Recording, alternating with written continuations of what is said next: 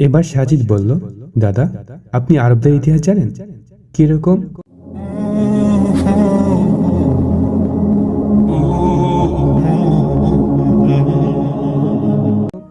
1400 বছর আগের কথা।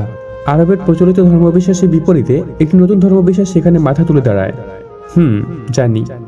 কিছু মানুষ স্বেচ্ছায় কোন রকম জোর জবরদস্তি ছাড়াই এই ধর্মটির প্রতি অনুরাগী হয়ে পড়ে। তারা দলে দলে এই ধর্মবিশ্বাস মেনে নিতে শুরু করে। কিন্তু সমাজপতিদের এটা সহ্য হয়নি। যারা যারা এই ধর্মটি মেনে নিচ্ছিল তাদের উপরই নেমে আসছিল অসহ্য নির্যাতন। যেমন বুকের উপর পাথর তুলে দেওয়া, উটের পেছনে রশি দিয়ে বেঁধে সারা মরুভূমিতে ঘোরানো, গর্দান নিয়ে নেওয়ার মতো ঘটনা সহ আরো অনেক কিছু। এক পর্যায়ে এই ধর্মের প্রচারক এবং তার সঙ্গী সাথীদের দেশ ছাড়া করা হলো। এমন কোনো নির্যাতন নেই যা তাদের উপর নেমে আসেনি। স্বদেশ হারা, স্বজন হারা হয়ে তারা তখন বিধ্বস্ত। একাত্তরে আমাদের শত্রু যেমন ছিল পাকিস্তান, 1400 বছর আগে সেই সময়টা মুসলমানদের শত্রু ছিল মুশরিকরা। তাহলে এই অত্যাচার নির্যাতনের বিরুদ্ধে দাঁড়িয়ে তাদের নেতা যদি ঘোষণা দেয়, তোমরা মুশরিকদের যেখানেই পাও হত্যা করো, তাহলে দাদা এতে কি কোনো অপরাধ বা কোনো সন্ত্রাসবাদ প্রকাশ পায়? নীলুদা চুপ করে আছে। সাজিদ বলে যেতে লাগলো, বঙ্গবন্ধু শেখ মুজিবুর রহমানের আমরা তাদের ভাতে মারবো, পানিতে মারবো যদি বাঙালির মহাকাব্য হয়, এটা যদি সন্ত্রাসবাদী উস্কানি না হয়, তাহলে আরেকটি যুদ্ধের ঘোষণা স্বরূপ বলা, তোমরা মুশরিকদের যেখানেই পাও হত্যা করো, এই কথাটা কেন সন্ত্রাসবাদী কথা হবে? এটি কেন জঙ্গিবাদের উস্কানি হবে? হত্যার নির্দেশ দেওয়ার পরের আয়াতেই বলা আছে, মুশরিকদের কেউ যদি তোমাদের কাছে আশ্রয় প্রার্থনা করে, তাদের নিরাপদে আশ্রয় দাও। আপনি চে গুয়েভারা, জোসেফ স্ট্যালিন, মাও সেতুংয়ের কথা বললেন। তাদের কেউ কি এই কথা বলেছে কেউ এসে আমাদের কাছে আশ্রয় চাইলে আমরা তাদের নিরাপদ জায়গায় আশ্রয় দেব? পৃথিবীর কোনো কমান্ডারই শত্রুদের এরকম নিরাপদ আশ্রয় দেওয়ার কথা বলেনি, বরং নির্দেশ দেয় দেখা মাত্রই গুলি করো।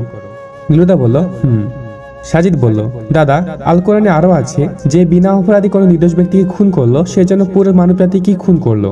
এরকম একটি কথা পৃথিবীর কোনো মানুষ, কোনো নেতা, কোনো গ্রন্থে কি আছে? নেই। 1971 সালে জালিম পাকিস্তানিদের মারার ঘোষণা দিয়ে বঙ্গবন্ধু আমাদের কাছে মহানায়ক।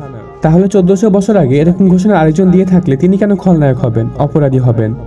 একই কথা, একই নির্দেশের জন্য আপনি একজনকে মোহাম্মদ মনে করেন, অন্যজনকে মনে করেন সন্ত্রাসী। কেন দাদা? সেফ কি ধর্মবিরোধিতার জন্য? একজনের এরকম ঘোষণাকে ফোনে রিংটোন করে রেখেছেন, আর অন্যজনের এরকম ঘোষণাকে সন্ত্রাসবাদী কথাবার্তা বলে, জঙ্গিবাদী কথাবার্তা বলে কটাক্ষ করে লেখালেখি করেন। কেন? এটা কি ফেয়ার দাদা? আসলে আমি এরকম করে বলিনি। নীলুদা কিছুটা একমত। সাজিদ বলল, দাদা, অনেক নাস্তিককে কোরআনের একটি আয়াতকে অন্য আয়াতের সাথে কন্ট্রাডিক্টরি বলতে দেখেছি, অথচ তারা কোনোদিনও সূরা তওবায় তোমরা মুশরিকদের যেখানেই পাও হত্যা করো, এটাকে সূরা মায়েদার যে নিরপরাধ কোনো ব্যক্তিকে হত্যা করলো সেজন্য পুরো মানবজাতিকেই হত্যা করলো, এটার সাথে কন্ট্রাডিক্টরি বলতে দেখিনি। অথচ সেভাবে ভাবলে এই দুই আয়াতের মধ্যে দুই রকম কথা বলা হচ্ছে। একবার মেরে ফেলতে বলছে, আরেকবার বলছে মারলে পুরো মানবজাতিকে হত্যা করার মতো চরম পাপ হবে। কিন্তু তবুও নাস্তিকরা এই দুটোকে এক পাল্লা এনে কথা বলে না। কেন বলে না? কারণ তারাও জানে দুটো আয়াত নাজিলের প্রেক্ষাপট সম্পূর্ণ ভিন্ন।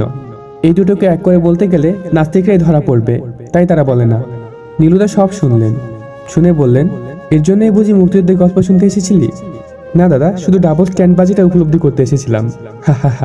শুধু ভালো সম্পর্ক বলেই নীলুদা সেদিন রাগ করেনি হয়তো। এতটুকুই ছিল প্যারাডক্সিক্যাল সাজি সিরিজের 6ষ্ঠ পর্বে। পরবর্তী পর্ব খুব জলদি চলে আসবে ইনশাআল্লাহ। আসসালামু আলাইকুম।